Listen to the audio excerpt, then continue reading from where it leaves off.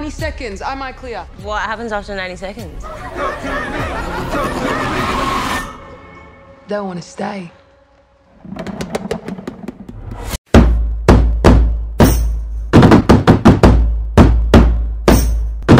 Uhuy! Uhuy! Hai! Welcome to film kita. Kita yang review Suka-suka kita. Kembali lagi bersama film kita. Iya, di awal September ini ya kita bahas satu film horor ya, horor luar yang berasal dari negeri kanguru. Australia. Ya, Australia. Action. Judulnya adalah Aussie action. judulnya Talk to Me. Talk Cie. to Me. Kalau dari judulnya tuh kayak nggak horor banget ya, gitu. Tapi karena mungkin Kayak mau curhat gitu ya. yang curhat ya gitu, bicara padaku gitu. Bicara padaku. Jadi itu sambut tangan ya posternya. Make a deal gitu. Jadi gimana? Gimana kayu sinopsisnya? Sinopsisnya adalah sekumpulan remaja yang melakukan pemanggilan roh, tapi dengan medianya adalah si patung lilin tangan gitu, sebelah kiri kanan ya, kiri dia kok kita menjabatnya kiri gitu kan, kita menjabatnya Mungkin di Australia banyak yang kidal kali ya. iya. Nah itu dia kalau di Indonesia lebih ke versi jelangkung. Nah kalau dia adalah ya tangan, katanya itu disebutnya tangan dukun ya waktu meninggal, terus akhirnya diambil, ya udah diawetkan dalam bentuk patung tangan ini. Iya, sutradaranya tuh YouTuber ya, Denny Peluk dan Michael. Ya, Denny and Michael itu debutnya buat film. ini. Nggak kebayang juga sih ya, yang selama ini mereka buat YouTube, tapi tiba-tiba mereka buat film itu oke lah ya. Betul. Ya lumayan. Kalau salah beberapa yang suka bahas tentang review film tuh mereka juga pernah buat short movie gitu. Apa? Ada beberapa kayak Di YouTube-nya tapi kan. di YouTube-nya mereka. Oke. Ya, Nah, ini dia tampilkan di sini ya. mereka kan YouTuber awalnya. Jadi ya sudah. Dan YouTuber Indonesia juga ada review film gitu. Iya. Iya gitu. Jadi mereka yang biasanya mencoba mereview film gitu dan mereka mencoba untuk membuat ya. Jadi kayak kebayang gak sih mereka combine dari banyaknya film yang sudah mereka tonton sebagai referensi dan menggunakan datanya itu kayak untuk memuaskan seorang penonton gitu loh. Yang penting jangan asal setannya banyak aja. Oke, tapi ini Betul lagi. Campur nanti tuh. tapi ini jujur filmnya ya yang kita tonton ini buat gue awal menarik sih, maksudnya premisnya itu gue tuh kalau mungkin karena kita di Indonesia kali ya, kita biasanya medianya itu adalah jalangkung, medianya itu adalah boneka gitu. Ini medianya tuh tangan, jadi gue Semacam kayak benda keramat kali ya, kalau di sana mau nyebutnya kayak Anti-mainstream benda tapi. keramat yang emang menjadi alat Atau media untuk bisa berkomunikasi. berkomunikasi dengan Kayak sesuatu. keris, yang Tapi di lain-lain. cerita ini tuh Talk to Me tuh kayak dimain-mainin lah gitu biasanya, atau misalkan digunakan secara tidak benar, padahal mungkin sebenarnya ini juga bisa digunakan dengan secara benar gitu. Apaan tuh? Seharusnya benda ini tuh bukan ini kayak di tangan yang salah gitu loh. Kalau menurut gua pribadi, jadi tangan yang benar tangan kanan gitu. Tangan baik. Gak mungkin maksudnya Iqbal, maksudnya ini kalau misalnya dia ngomongnya sama setan tapi untuk hal-hal yang bagus gitu. Iya. Oh, contohnya Iya, untuk minta petir. Nggak, ini tuh kayaknya emang kehadirannya aja harusnya udah salah sih. Ini kayak buku keramat yang di Evil Dead Rise. Oke. Ya yang harusnya memang tidak Nggak- dipegang oleh nggak di luar, seseorang gitu. Atau No One Gets Alive juga sama yang kata ada benda Kayak kotak Nggak, gitu. tapi bedanya ini kan anak remaja ya. Ya, biasanya kalau misalnya anak-anak zaman-zaman dulu tuh ngumpul gitu, biasanya mereka mabok gitu ya. Ini mereka punya hal tersendiri punya hal untuk tersendiri kesenangan gitu ya. Kayak Iya. kebayang gak sih itu kayak nuansa-nuansa remajanya, nuansa-nuansa kayak having fun ya, tapi bersama hal-hal yang berbau mistis gitu. Kan kalau misalkan kita nonton kayak Jelangkung atau apa, itu kan mereka main tapi sambil ada mistis-mistisan kan. Mereka nggak perlu mabok coy buat nge-flight, cukup main jabat tangan aja. Iya. Tapi ngeliat tangannya tuh aku jadi inget sama Ivana tahu. Ivana kan juga dipatungin kan badannya. Oke. Nah ini sama kayak iya, jadi tangannya katanya ya, dia kan bilangnya ini tangan dukun yang dipotong dan dipatungin. Dibuat patung. Katanya kalau misalnya dibuka, maybe itu ada tangan aslinya di dalamnya gitu. Cuma dari awal pun kita nggak tahu dari mana asal usul si tangan ini. Walaupun kita tahu nih awalnya mula nih dari yang aksi brutal scene pertama ya. Cuma dari scene pertama itu juga nggak pernah dijelaskan tangan ini berasal dari mana gitu. Iya kan ada penjelasannya sebentar kan ya, tentang dukun kan. Tapi itu sebenarnya kalau sebenarnya dibahas juga tuntas juga bingung juga sih sebenarnya. Tapi menurut gua ya emang nggak perlu dibahas tuntas juga sih. Iya. Kecuali buat Talk to Me 2 gitu ya. Oke, tapi apa kesan kalian setelah nonton film ini? Ya masih dari awal mulai ceritanya gue langsung wow banget sih, tiba-tiba Scene-nya openingnya cakep banget. keren sih, keren banget. Itunya belum seberapa, tiba-tiba dia keluar, jus gitu kan ya. Betul.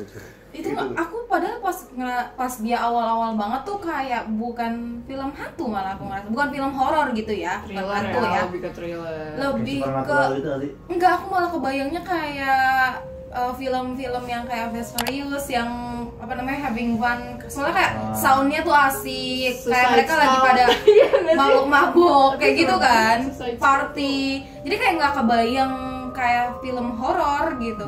Pas nanti datang horornya kita tuh kayak terkejut banget, oh ternyata that's it, kejutannya di awal gitu. Kalau Ayu Horornya tuh cuman ya pas ngeliatin iya sih setannya sih udah pasti, sisanya kayak lebih pembunuhan doang gitu, kayak tragic kecelakaan, pembunuhan. Horornya ya iya saat dia langsung mulai kayak halu, dia ngeliatnya ngapain tapi ternyata realnya beda gitu kan, setelah dia sadar kok gue ternyata yang melakukan tuh kayak oke, siap gitu. kalau kesan gue kalau gue malah jujur itu gue ngerasa nggak terlalu horor banget sih, karena kalau sebenarnya nanti kalian nonton ya dan kalian lihat penampakannya itu juga nggak terlalu serem, tapi hal-hal yang nanti beberapa adegan yang membuat kalian akan teriak itu bukan karena ketakutannya tapi ada sesuatu yang brutalnya sih gitu. Jadi itu sih gue aduh, karena di awal tuh yang tiba-tiba kita santai itu kan kayak aduh ini apa gitu ya, kayak itu kayak ngebuat filmnya. Tapi jujur gue ngerasa bahwa filmnya ini lumayan agak, gue nggak tahu ya, agak lama kali ya, mungkin karena capek kali. Gue ngerasa filmnya agak capek karena kan gue rasa sih kan terlalu banyak darah sih. iya maybe sih ya, darahnya 93 menit ya durasinya kan, sekitaran pas 100 Kalau- kurang lebih. Ya dibandingin Evil Dead Rise sih gue- nggak banyak ya darahnya ya. Kalau gue keresahan sama film ini tuh sebenarnya film-film yang kayak gini tuh udah banyak, kayak misalkan ya, berhubungan dengan benda dan lain, cuman dia penyajian horornya itu loh yang kayak bentuk dari matanya, terus juga dari akhirnya juga dia ada brutalnya juga gitu, terus juga pokoknya banyak scene yang buat terkejut lah gitu, bukan ditampilin selain ditampilin yang horornya ya setannya, tapi juga dia kayak ada adegan-adegan yang brutal banget gitu yang lulus bikin sensor ya, kaget. Dan lulus itu- sensor ya itu dan ya. cukup berani juga gitu dia menampilkan sampai terbentur darah banyak banget, luka-luka yang ngilu-ngilu, bikin ngilu, jahitan lah itu. Itu kayaknya buat orang-orang yang ini pun nggak mau lihat itu. ya, Fobia. fobia Iya, fobia darah lebih tuh. kayak bener-bener Gore. gory banget. Iya sebenarnya Enggak kalau seandainya gini, enggak kalau seandainya kena pisau atau apa, ini kan kayak itu kita tuh kayak disuruh kayak merasakan aduh itu kan itu dia kata gue tuh, ini keren tuh gitu, Feel adegannya banget. tuh kayak sebetulnya kita bisa nebak bakal terjadi kayak gitu, tapi ketika disajikannya itu jadi tetap kayak gitu, padahal kita tahu itu bakal kayak gitu kan, tapi kok Keren ya, sampai lumayan. Iya, iya. nyajiinnya gitu. Maksudnya pas adegannya emang beneran di real ditampilkan gitu, Oke. sesuai dengan ya bayangan kita lah, sebrutal apa Jadi- dia akan tampilkan. Oke, dan adegan apa kalau menurut kalian tuh jeleknya di mana nih film ini? Kekurangannya? Aku lebih kayak apa ya, mungkin memang ini dikhususkan untuk melihat dari satu sudut pandang kali ya. sudut pandangnya si pemeran utama nih, si Mia yang memang mengalami ada gangguan kan, depres. Emang dia diceritakan di situ dia sempat mengalami depresi. Jadi ibunya. Iya, jadi kita memang disuguhkan dari sudut pandang dia aja. Cuma aku pengen ngelihat dari misalkan sudut pandang yang lain, gimana kabarnya si Josh sama temennya yang memang dari awal mereka yang bawa kan. Apakah nggak ada yang terjadi sesuatu gitu? Iya. Terus kayak nggak ada variasi lain, jadinya kita hanya terpaku pada ilusi-ilusi yang tampil di Mia gitu. Berarti di endingnya kan? Ya, kalau gue sih lebih sama, aku juga sama bingungnya itu di ending, bagian ending aja. Kita benar-benar nggak tahu penyajian akhir dari yang lainnya, pemain yang lainnya, gitu kan? Dari ayahnya apakah benar akhirnya ayahnya selamat, gitu kan? Padahal tadinya udah bocor kan? Udah bocor, terus si adiknya yang udah bonyok banget, gitu kan? Kita nggak tahu itu sebenarnya akhirnya seperti apa, apakah mereka benar-benar hidup selamat, gitu kan? Malah disajikan tangan lagi yang keluar lagi dengan Mianya tapi emang itu beneran the real talk to me kan. Awal dia mulai dan dia juga yang mengakhiri gitu. Terus kayak lebih ke terlalu sedikit apa yang bisa kita ambil dari sekitarnya gitu, karena yang kita lihat tuh cuma Mia dan sekitarnya aja gitu. Jadi kan memang pemeran utamanya memang Mia, bukan Mia. Iya, memang. Kalau gue sih ngerasa kok kurang ya. Jadi kayak gue tadi mikir adalah ada kayak adegan Insidious gitu ya, kayak dia masuk ke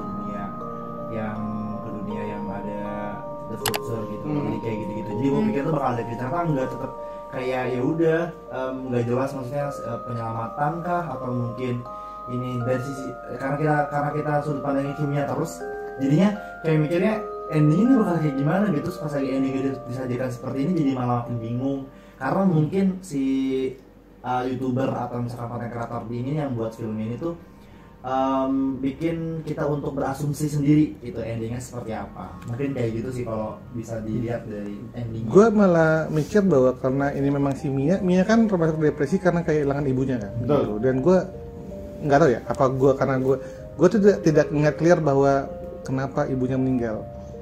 Ya, karena kan ada beberapa asumsi kan. Kalau kita lihat tuh nanti kalau kalian nonton tuh pasti kalian tuh ada beberapa asumsi kenapa ibunya meninggal. Karena itu kan sebenarnya yang kita harapkan, karena di nanti ujung-ujungnya dia ngobong sama ibunya gitu. Kan kita penasaran gitu. Gue berharap di film ini disajikan sih, tapi tidak, kasih sayangnya itu doang. Fokusnya ke si bendanya itu.